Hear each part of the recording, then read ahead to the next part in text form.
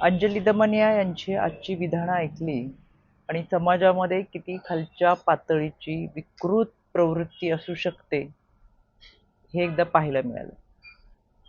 अंजली दमनिया यांना सवय आहे अनेक कपोलकल्पित कथा सांगायच्या आणि एखाद्या व्यक्तीला, एखाद्या कुटुंबाला सातत्याने बदनाम करत राहायचं. यापूर्वीही त्यांनी आदरणीय दादांवरती सातत्याने आरोप केले, पण त्यातला कोणताच आरोप त्या सिद्ध करू शकल्या नाही. आता त्या त्यांचे पुत्र पार्थ पवार यांच्यावर आरोप करतात. खरं तर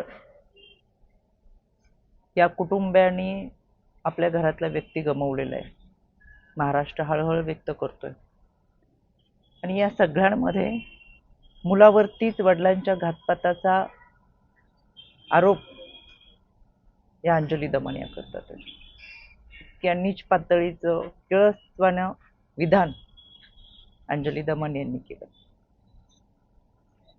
खारगे समितीचा अहवाल येण्यापूर्वी ज्या पद्धतीची विधानं आहेत किंवा आदरणीय दादांच्या दुर्दैवी अपघाताचा तपास सुरू आहे त्याच्या संदर्भातली काही विधानं आहेत.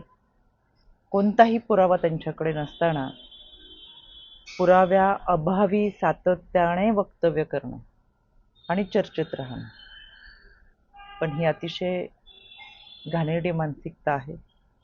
त्याच्यामुळे अंजली दमनिया इथून मागे आपण अनेक विधानं केली, अनेक व्यक्तींवर केली, पण आजतागायत आपण कोणताही आरोप सिद्ध करू शकला नाही.